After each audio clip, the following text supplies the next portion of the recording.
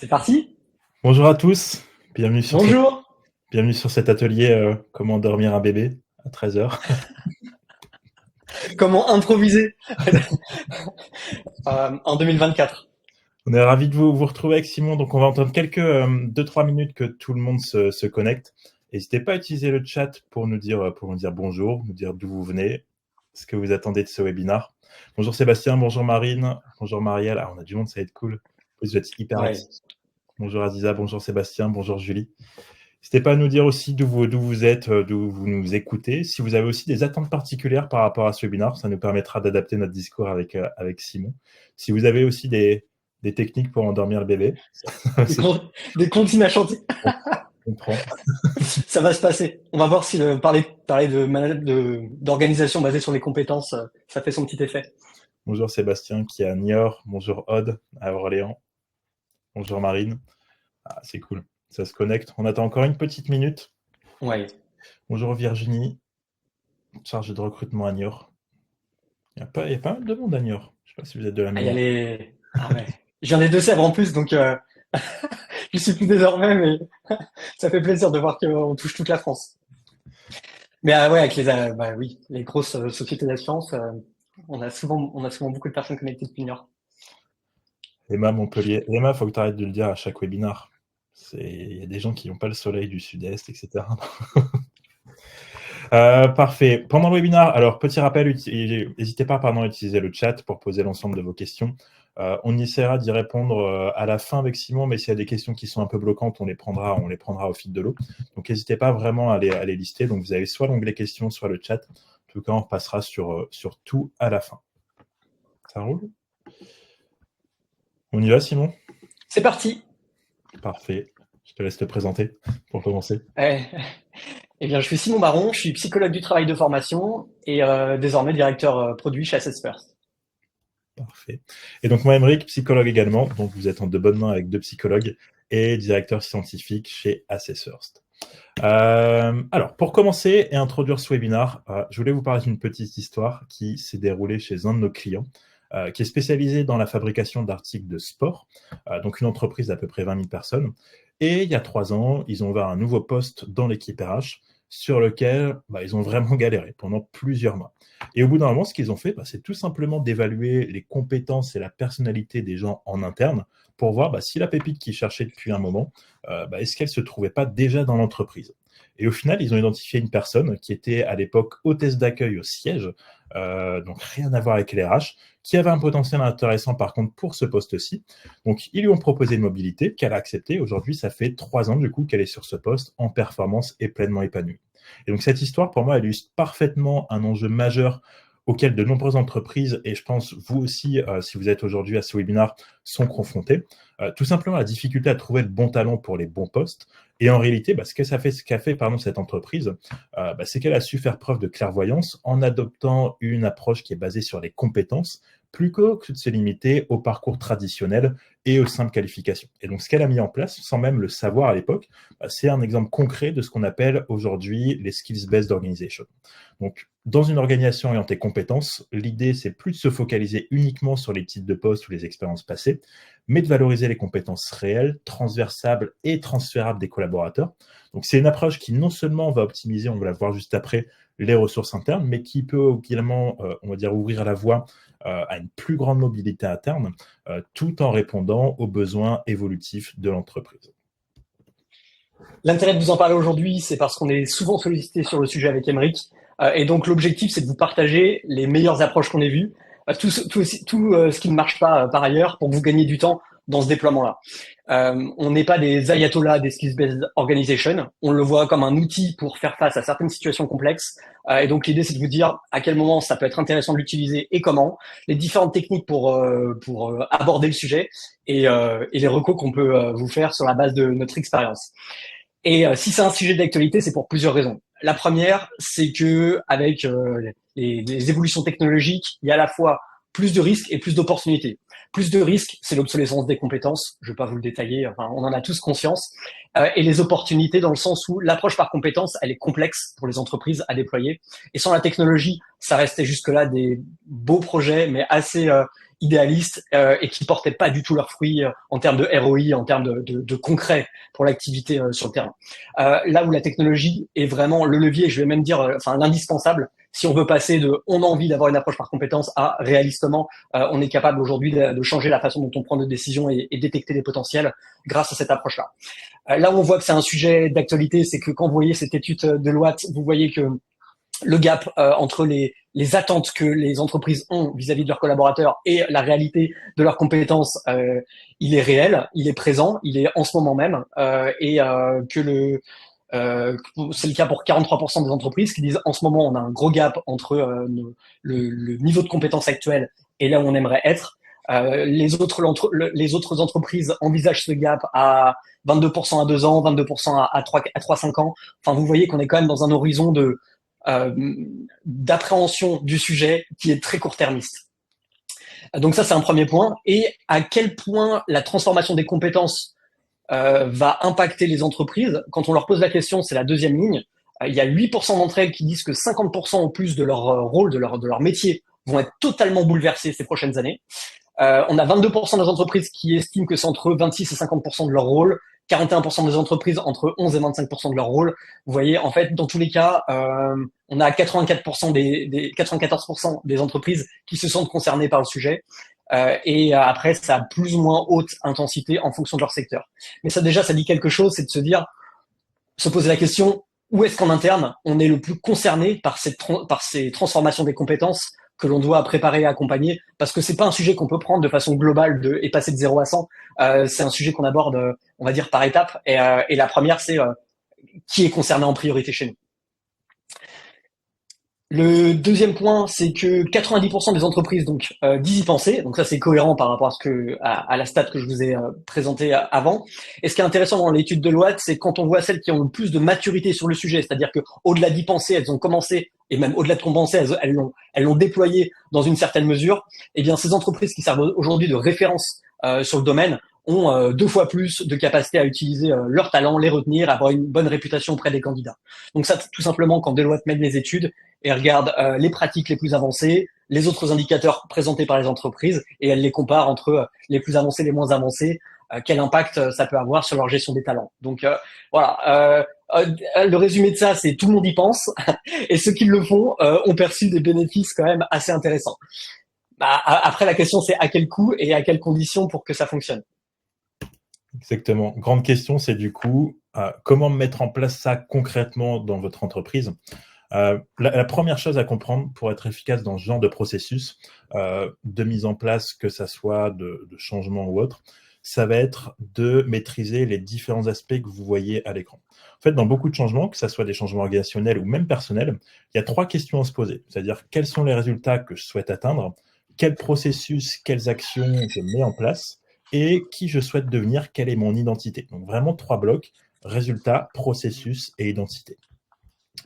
Et le problème, c'est que dans beaucoup de changements actuels, les gens ont tendance à se focaliser en premier lieu sur les résultats. C'est-à-dire qu'ils commencent à réfléchir à ce qu'ils veulent atteindre, ensuite le processus, et comment tout ça, ça va impacter leur identité. Et malheureusement, ce que nous montrent les études scientifiques, c'est que, on va dire, ce sens de logique ne fonctionne pas forcément. Ce qui marche, c'est de renverser ce processus en définissant en premier votre identité. C'est-à-dire qui vous êtes, qui vous souhaitez devenir, et aussi quel est le gap entre les deux. C'est-à-dire quel est le gap entre qui vous êtes aujourd'hui et qui vous souhaitez devenir. Et ensuite, déterminer quel processus, quelles actions vous allez mettre en place pour atteindre, améliorer cette identité. Et enfin, les résultats viendront en quelque sorte naturellement. Donc vraiment besoin de renverser ce process en commençant par définir l'identité, ensuite le processus et les résultats, et mettre en place du coup une skills-based organization. Ça va donc nécessairement commencer par une étape de compréhension, de connaissance de soi, et ça, on va dire, ça va être la base de tout changement. Et suivant ce principe, ce qu'on vous propose aujourd'hui avec Simon, c'est une méthodologie en 4 étapes pour la mise en place de ce genre de système.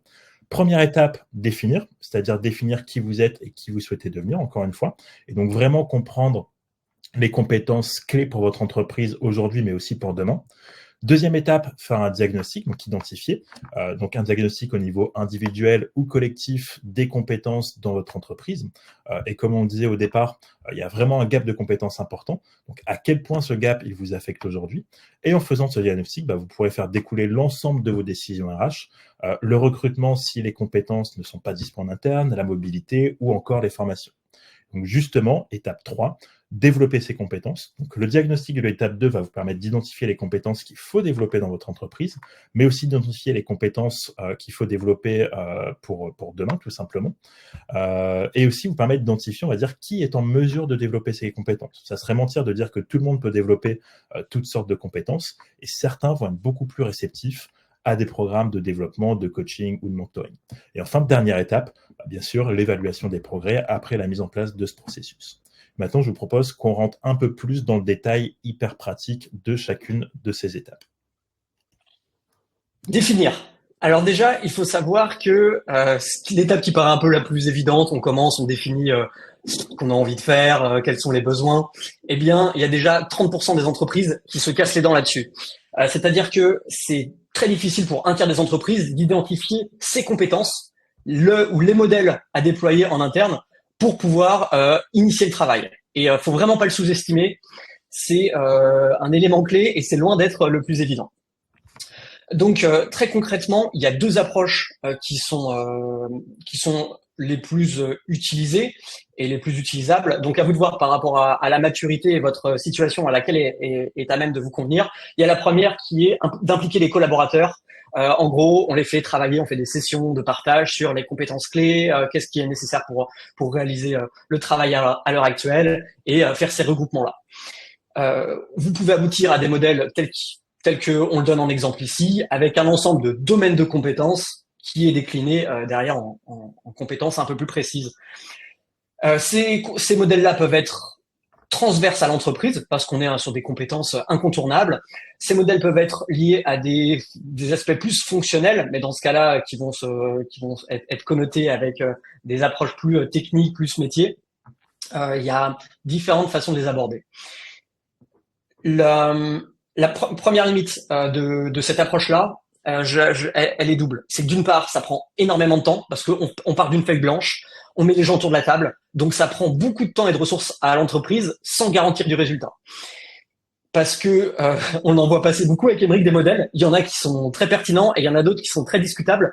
Et d'ailleurs, quand on met le doigt sur certains points qui nous paraissent pas spécialement consistants à évaluer ou à utiliser, la réponse que l'on a, c'est non mais on a bossé tellement de temps sur le sujet que c'est pas maintenant qu'on va changer le modèle. Donc maintenant qu'on l'a, s'il vous plaît, faut qu'on travaille à partir de ça.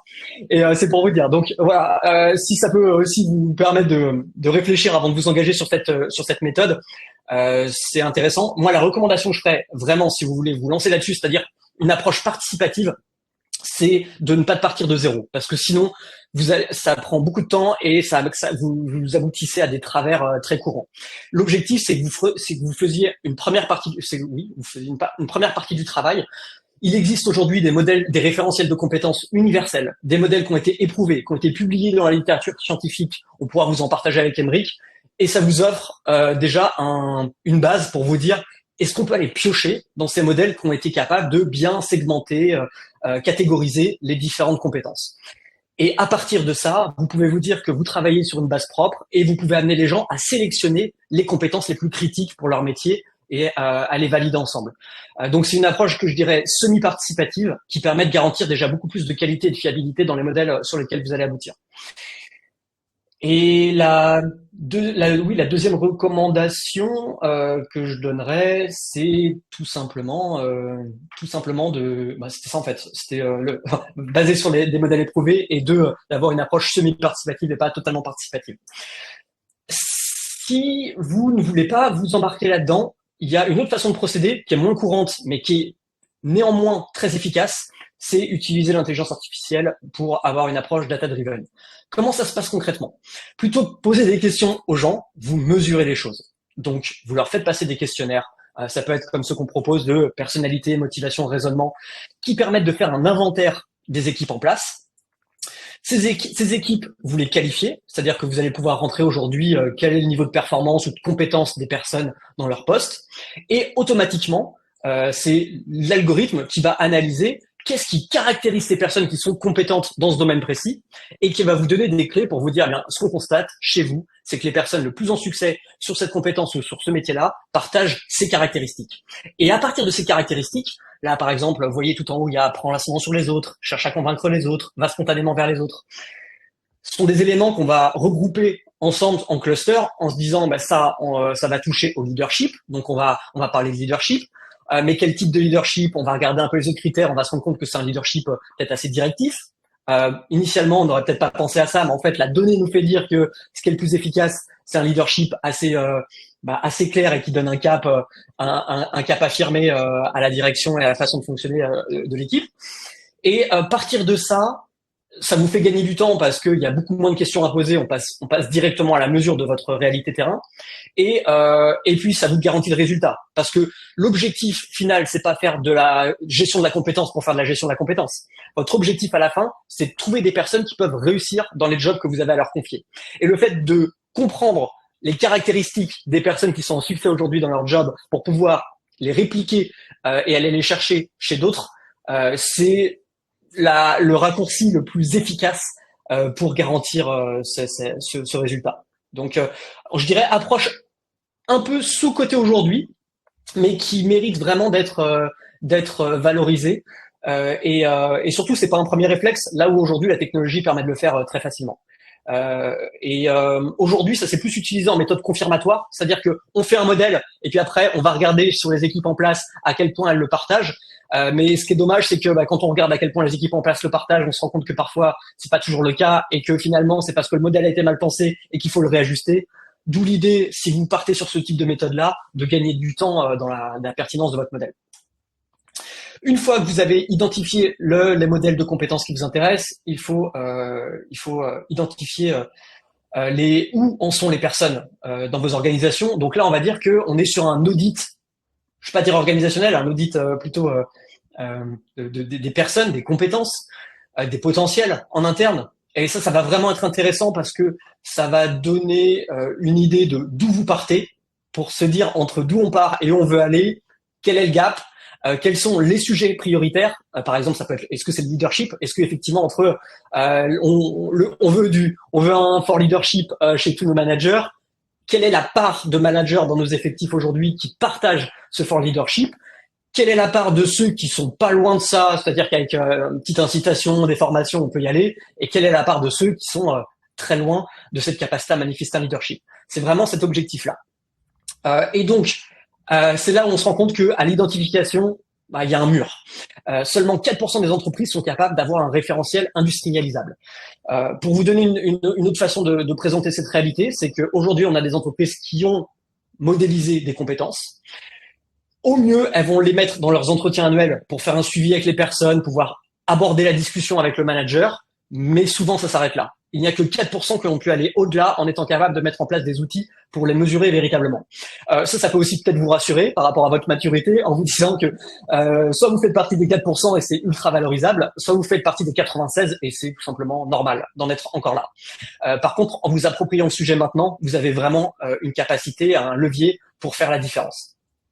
Et donc ça, comment ça marche concrètement? Eh bien, c'est tout simplement avoir des outils qui permettent de mettre une mesure réelle de où en sont vos talents, vos effectifs, vos personnes, peu importe comment vous les appelez, sur ces importances qui sont clés pour votre organisation.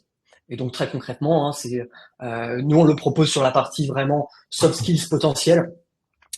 Et ça permet d'identifier pour chaque collaborateur quelles sont les compétences sur lesquelles il est en aisance, quelles sont les compétences sur lesquelles il serait intéressant de l'accompagner, parce que, par exemple, il n'a pas forcément les prédispositions pour à la base. Je prends l'exemple, par exemple, d'un manager qui serait pas extrêmement avenant, mais pour autant qui a toutes les motivations pour le faire, c'est-à-dire que c'est quelqu'un qui apprécie énormément de travailler en équipe, qui apprécie de rencontrer de nouvelles personnes. Et donc, lui donner un petit coup de pouce là-dessus, l'accompagner pour développer ces compétences-là, c'est tout à fait à sa portée. Et c'est l'intérêt d'avoir une mesure précise pour le faire. Mais là, vous voyez très vite que quand j'évoque l'identification, je glisse sur le développement parce que l'un ne va pas trop sans l'autre. C'est-à-dire qu'une fois que vous avez une photo d'où vous êtes, votre objectif, c'est de vous dire, on est là, comment est-ce qu'on fait de façon scalable pour emmener les gens vers un objectif collectif partagé. Exactement. Du coup, ça va être déjà, on va dire, une grosse avancée d'être en mesure d'évaluer chaque personne sur vos compétences. comme dit Simon, aujourd'hui, si vous faites déjà ça, vous faites mieux que 96% des entreprises. Mais il y a encore une étape d'après, justement, de chercher, sur base de ces résultats, quelles actions vous pouvez mettre en place concrètement pour développer le potentiel et la maîtrise de ces compétences chez l'ensemble de vos collaborateurs. Et ce qui est intéressant, c'est qu'aujourd'hui, on a 78% des entreprises à peu près pour qui, on va dire, le levier principal pour combler l'écart de compétences, ça va être les plans de développement, la mise en place de formation. Et donc, c'est tout naturellement que le marché du coaching et de la formation connaît un gros boom pour atteindre aujourd'hui à peu près 381 milliards de potentiel économique. Donc, si vous voulez vous reconvertir, faites du coaching, ça marche très très bien. Et c'est pleinement justifié, car quand on regarde vraiment le ROI lié au programme de formation, et j'insiste, qui sont considérés comme efficaces, les résultats sont ultra intéressants. Déjà, 73% des entreprises qui ont un plan de développement efficace connaissent une hausse de satisfaction de leurs collaborateurs. 70% d'entre elles expliquent aussi que elles sont plus agiles dans les changements de rôle. 56% de ces entreprises expliquent aussi qu'elles mettent davantage de mobilité en place. Et il y a également, on va dire, un gain au niveau de la rétention des collaborateurs qui est assez considérable. Mais tout ça, encore une fois, j'insiste, c'est un idéal et c'est les résultats des bons programmes de formation. Parce qu'aujourd'hui, quand on regarde la réalité des choses, c'est que donc 3 cas sur 4, donc 75%, les programmes de développement qui sont mis en place sont des échecs. C'est-à-dire que les actions qui sont mises en place ne vont pas réellement aider le collaborateur à se développer, à évoluer ou à changer ses comportements. Alors, il y a beaucoup de raisons à ça, on pourrait y passer plusieurs heures, mais la raison principale, ça réside dans le fait que bon nombre de ces programmes de développement vont privilégier ce qu'on appelle l'intensité des actions à leur continuité.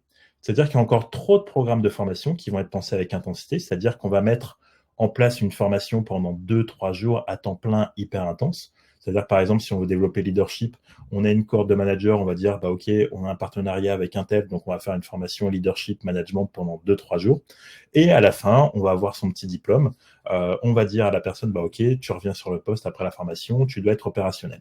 Un peu, et je reprends toujours cet exemple-ci parce qu'il parle bien, un peu comme, on va dire, les gens dans les salles de sport, c'est-à-dire qu'il y en a deux types. Les personnes qui vont venir 3 semaines avant l'été, tous les jours, 3 ou 4 heures par jour pour avoir un corps de rêve. En général, ça marche pas. Et à l'inverse, on a toujours les personnes un peu plus âgées qui viennent là depuis 30 ans, 15 minutes, 20 minutes tous les jours et qui sont taillées comme des dieux. Ça, c'est la continuité et c'est ce qui marche réellement. Donc vraiment, toutes les petites actions que le collaborateur va pouvoir mettre en place chaque jour, qui vont peut-être rien changer d'un jour à l'autre, mais qui vont créer un effet de dingue quand vous allez chercher à mesurer les progrès de la personne après un an, par exemple. Et tout ça, c'est confirmé par les recherches les plus récentes sur le sujet, et notamment celle-ci qui a été publiée en mai de cette année, si je ne me trompe pas. Et donc, qu'est-ce qu'elle nous dit? Tout simplement que les interventions qui cherchent à changer les habitudes sont les plus efficaces. Les habitudes, c'est quoi? C'est toutes ces petites choses, encore une fois, que vous mettez en place au quotidien, sans vraiment vous en rendre compte et sans trop savoir pourquoi, in fine. Donc, des habitudes qui constituent jusqu'à 50% de vos comportements au total. Donc, des comportements qui, on va dire, ont acquéri une caractéristique d'automaticité, c'est-à-dire qu'ils vont se faire de manière efficace, inconsciente et automatique. Et c'est vraiment en cherchant à agir sur ces habitudes que vous allez provoquer des changements profonds et durables chez les personnes ou chez vous-même, par exemple. Et le problème, c'est qu'en général, les formations vont focaliser en majorité sur les connaissances ou les croyances. Et tout ça, malheureusement, comme le montre par exemple cette petite roue, c'est que ces actions-ci, donc le focus sur les connaissances ou les croyances, ça a des effets extrêmement négligeables sur la montée en compétences des personnes. Alors, bien sûr, construire des habitudes, ça va pas se faire du jour au lendemain. Mais ce qui va être intéressant, c'est que c'est pas nécessairement une question de jour, mais plutôt une question de répétition. La répétition constante, en fait, va renforcer le comportement, ce qui va le rendre plus automatique. Et plus la personne va être en mesure de répéter ce comportement dans son quotidien de travail, plus ce comportement va être intégré rapidement.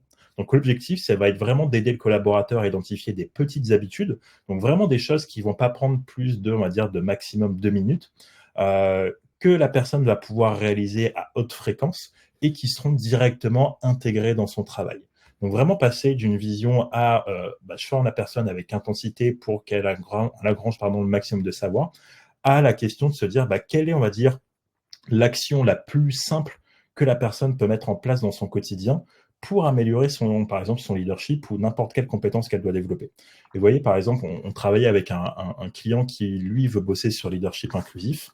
Et donc, on s'est posé la question de savoir quelle est la plus petite habitude pour booster la compétence d'une personne sur le leadership inclusif. Et donc, forcément, quand on réfléchit, on pense à des trucs sur je vais coacher la personne toutes les semaines, etc. Vous voyez, ça, c'est déjà trop long. Et au final, la plus petite habitude qu'une personne peut mettre en place pour développer son leadership inclusif, c'est tout simplement de dire merci, en fait.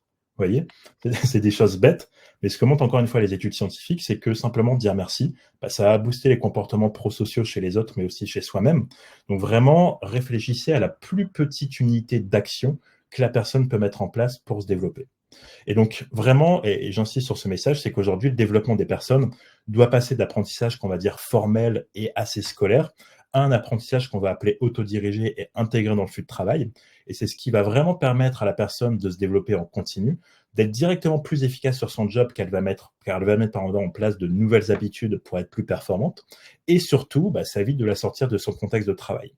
Donc vraiment, dites-vous que si chacun de vos collaborateurs aujourd'hui est en mesure d'être 1% meilleur chaque jour, au bout d'un an, avec les intérêts composés, chaque personne sera 37 fois plus performante.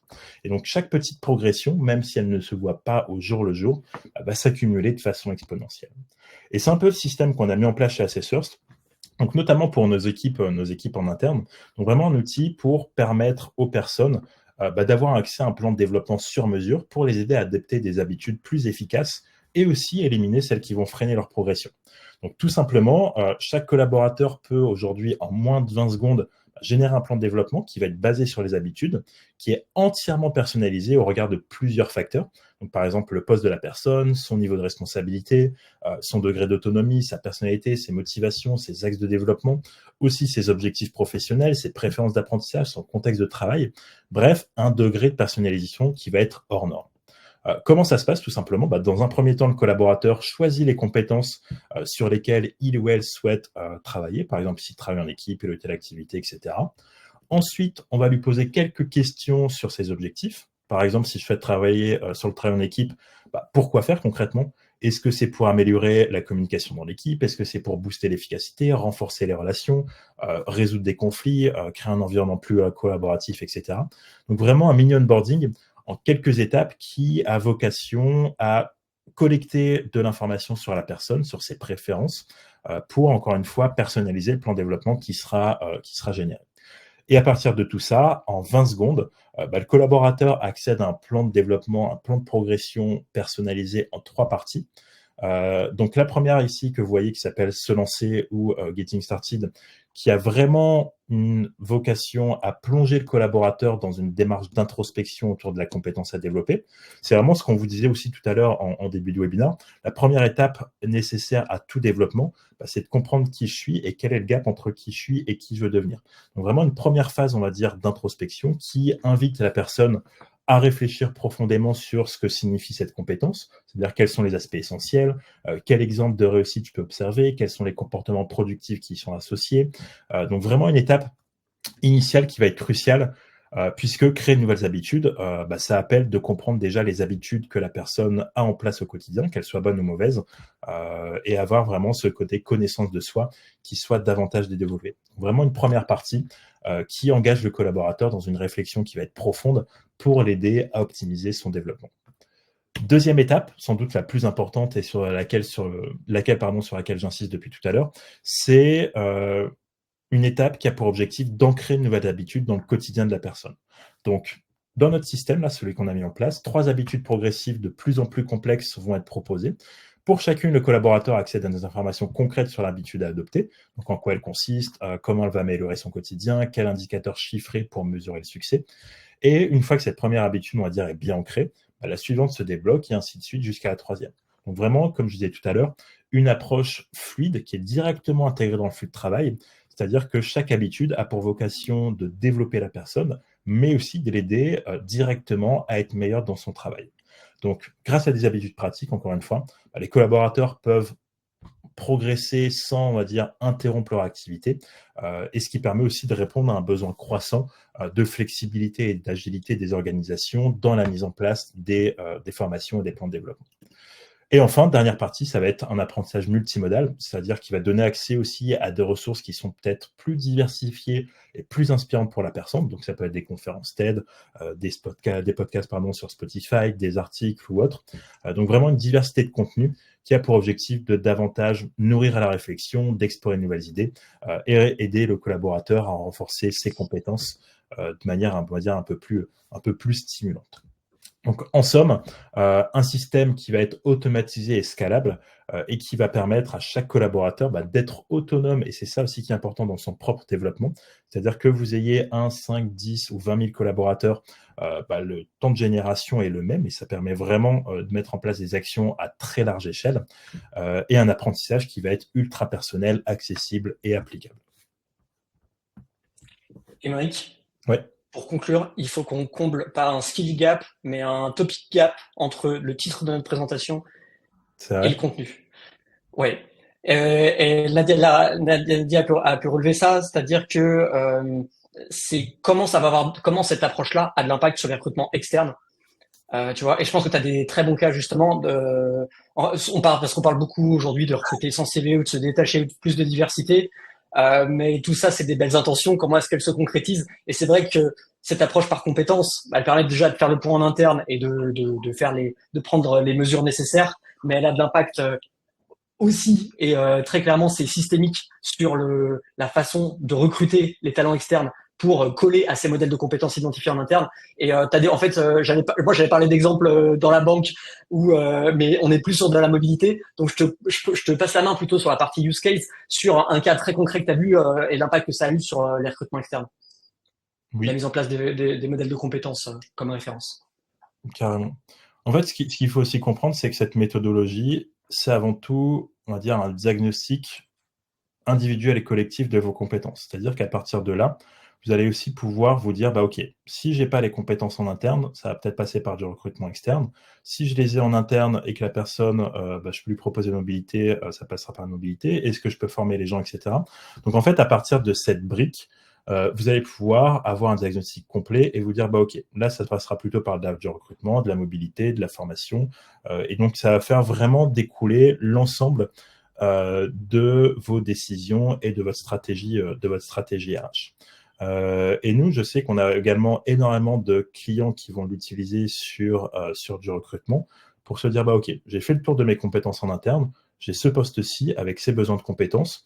Je sais que je peux pas le combler en interne puisque j'ai pas les bonnes ressources, c'est-à-dire que les personnes qui sont déjà en place sont déjà sur leur job, il n'y a pas de mobilité possible, etc.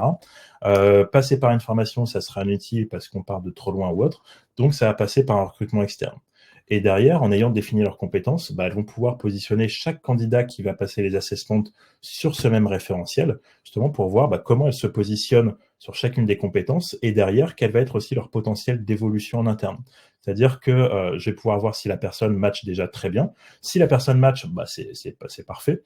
Mais ça va être aussi de se poser la question de si je la recrute, quel va être l'effort potentiel de développement derrière. Et je reprends à certains clients qui l'utilisent. Alors par exemple sur des centres d'appel là par exemple où ils vont se dire ils ont leurs compétences on va dire cibles, donc ils en ont 5-6 qui sont vraiment hyper importantes pour ce job et qui se doivent d'être maîtrisées par les personnes qui recrutent. Ils vont faire passer les assessments en large volume et derrière, ils vont utiliser les résultats sur ces 5-6 compétences pour vraiment prendre des décisions de recrutement, des décisions de recrutement. Ce qui va être important, en fait, pour vraiment aussi utiliser ce type de ressources sur le recrutement, ça va être on va dire, limiter vos référentiels à l'essentiel. C'est-à-dire que dans beaucoup de cas, on voit aussi des entreprises qui vont avoir 30-40 compétences. Là, ça sera très compliqué pour utiliser ce genre de système sur du recrutement. Pourquoi? Puisque au final, 40 compétences sur un poste, ça part un peu trop loin. Et en général, quand vous prenez un poste cible, il va y avoir vraiment 5-6 compétences ultra déterminantes. Et tout le reste, en fait, ça va amener du bruit. Donc vraiment, si vous voulez, et c'est le travail qu'on a fait avec cette entreprise, si vous voulez utiliser cette démarche dans un objectif de recrutement, premier objectif, ça va être de limiter, on va dire, le nombre de compétences dans le référentiel pour vraiment vous recentrer sur celles qui sont extrêmement importantes et essentielles pour le job. Donc là, cette entreprise en a identifié 5 ou 6. Et derrière, d'être en mesure de comparer le profil des candidats à ses compétences pour prendre des décisions de recrutement qui soient éclairées et objectives. C'est ça.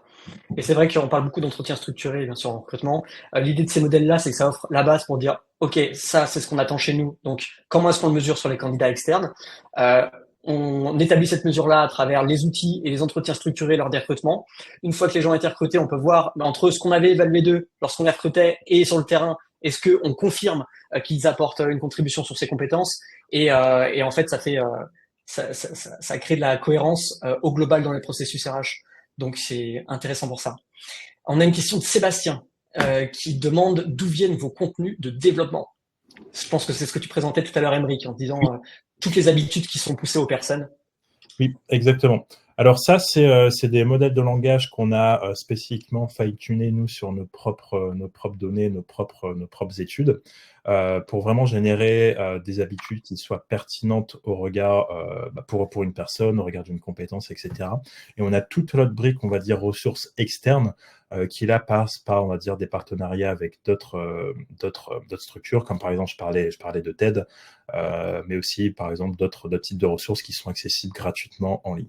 On va dire sur la première brique habitude, c'est vraiment quelque chose que nous, chez Assessors, on a développé spécifiquement pour générer les contenus.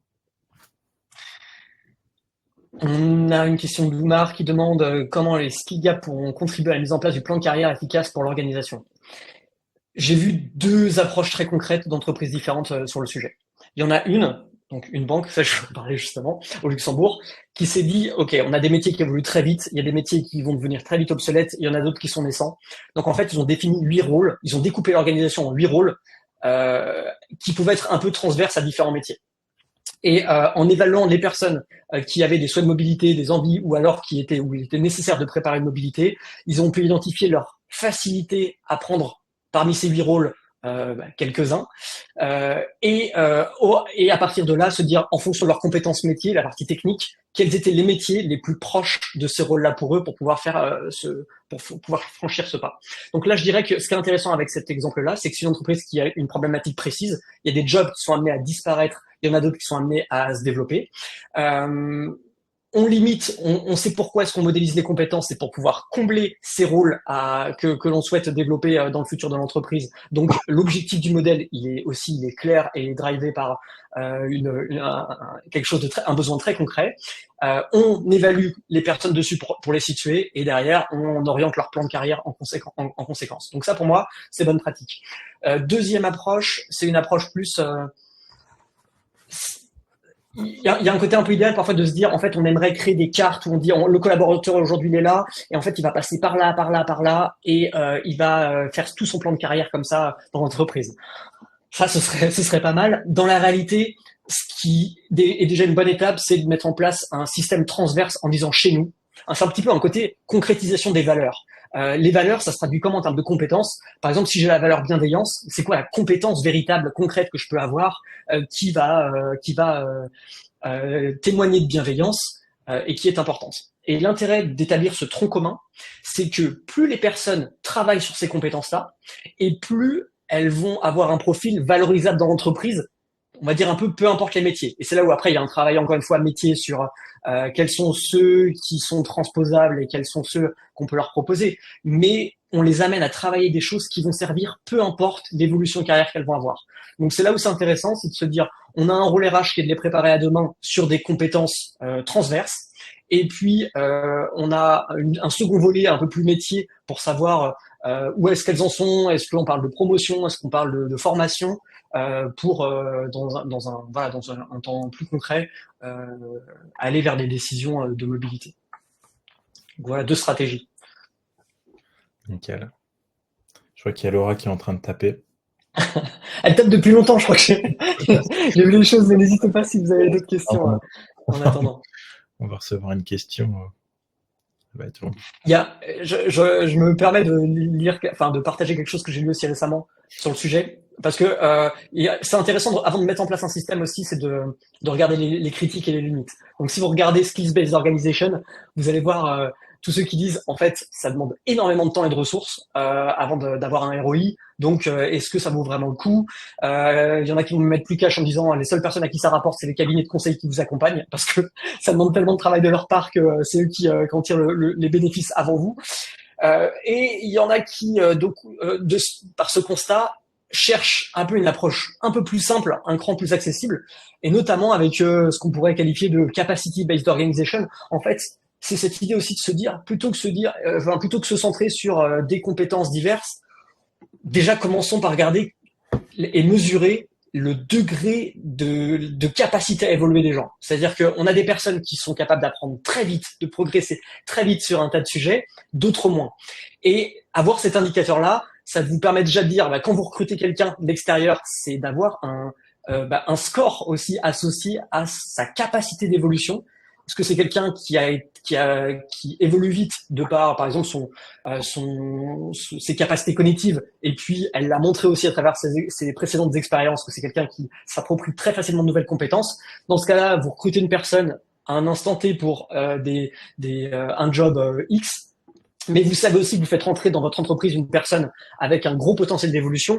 Là où il y en a d'autres, vous pouvez avoir conscience que vous les recrutez pour ce job, il ne faudra pas attendre beaucoup plus. Et ça, c'est aussi une approche intéressante et facilement déployable qu'ont certaines entreprises pour préparer le futur. Parfait. Il nous reste quelques minutes. N'hésitez pas s'il vous reste des questions.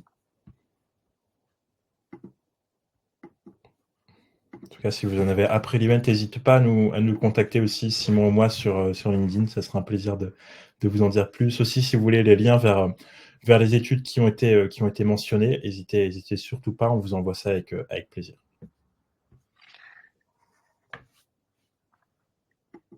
Hop. Question de Nadia. Pour la partie skills et évaluation, est-ce que le manager et le collaborateur évaluent au même moment les skills? Je vois que Nadia est en train de compléter sa question.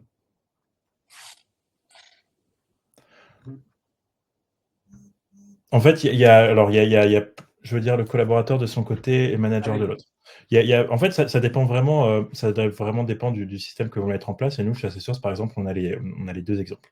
Par exemple, sur la partie évaluation des compétences côté collaborateur qu'on a présenté aujourd'hui avec Simon, ça, c'est des choses qui reposent sur des questionnaires psychométriques et qui ne vont pas en fait demander aux collaborateurs de s'évaluer sur chacune des compétences, puisqu'au final, ça mènerait forcément quelque chose de biaisé, mais qui vont évaluer, on va dire, les compétences de manière plus subtile et de manière plus smart.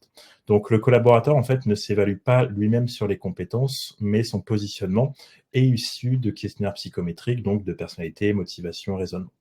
Et après, je sais que chez certains de nos clients, je pense par exemple à un de nos clients en Afrique du Sud, ils vont utiliser au final ce score, en fait, mais ils vont aussi demander au manager d'évaluer le collaborateur sur ces mêmes compétences pour identifier, on va dire, potentiellement les compétences qui sont sous-utilisées. Et je reprends un exemple où il nous disait, pour ce manager-ci, ce collaborateur-ci, Assessors avait détecté un fort potentiel sur l'innovation. Par contre, le manager ne le voyait pas au quotidien. C'est-à-dire que sur la partie innovation, il avait scoré avec un score faible. Et au final, en identifiant ce décalage, ce qu'ils ont pu faire, c'est se poser avec le collaborateur pour se dire, OK, qu'est-ce qui pose problème dans ton job, dans ton quotidien, qui fait que tu ne peux pas exprimer ce potentiel? Ils ont un peu retravaillé le poste pour justement bénéficier de ce potentiel d'innovation et laisser la personne exprimer son plein potentiel. Donc en fait, ça dépend vraiment du cas d'usage. Parfois, on a des clients qui vont se contenter de l'évaluation, on va dire, objective du collaborateur. D'autres qui vont aussi demander au manager d'évaluer la personne sur les mêmes compétences. Certaines entreprises qui vont aussi passer par un 360 pour encore demander à d'autres personnes d'évaluer une personne sur les mêmes compétences. Donc ça dépend, on va dire, du système que vous mettez en place et aussi de la maturité de votre entreprise. Et puis l'important, la question que je pose à chaque fois, c'est dans quel système vous avez le plus confiance? Parce que parfois les entreprises disent, on va demander aux managers, et après quand on leur dit, et les managers c'est les plus à même d'évaluer ces compétences-là, parfois ils nous disent, ouais, ils sont un peu trop biaisés. Et donc voilà, posez-vous la question avant, ces compétences, quel outil ou quelle technique vous mettra le plus en confiance quant au score et vous permettra de les assumer. Et au-delà de la confiance, il y a aussi ce côté faisabilité, c'est-à-dire ce qu'on se faisait mentionner au départ. Aujourd'hui, si vous avez une grosse entreprise, aller chercher des évaluations pour chaque collaborateur, vous allez devoir courir après tous les managers, etc. Et c'est aussi pour ça que bon nombre de référentiels sont peu utilisés, puisque ok, on a peut-être un manager qui est hyper intéressé par les RH, qui va faire ça hyper rapidement, etc. Mais il faut toujours courir après Jean-Michel parce qu'il n'a pas fait ses évaluations, etc. Donc, ce système, on va dire, où c'est le collaborateur qui s'évalue à travers les questions psychométriques, vous permet, et ça me permet de répondre à la question de Laura, en moins de 20 minutes, au final, pour les assessments, d'avoir un positionnement objectif de chacun sur l'ensemble des compétences qui sont importantes pour votre entreprise. Donc aujourd'hui, Laura, on a 3 questionnaires. Questionnaire de personnalité qui prend à peu près 5 minutes, un questionnaire de motivation qui va prendre à peu près 8 minutes, et un questionnaire de raisonnement qui va prendre également entre 8 et 10 minutes maximum. Je balayais la liste, je crois pas qu'il y ait Jean-Michel, donc tu n'auras pas de problème. C'était engagé, hein, c'était un risque. On s'est rendu compte en le disant. On est pas mal, je crois. Carrément, on est à 45 piles. Donc, ok. On y respecter. Dans tous les cas, si vous voulez creuser le sujet un peu plus précisément par rapport à vos besoins, vos organisations, on est dispo avec Aymeric, comme il l'a dit sur LinkedIn, pour avoir cet échange un peu plus spécifique avec vous. Et merci pour votre temps aujourd'hui. Merci à vous. Une belle après-midi et à très bientôt. Au revoir.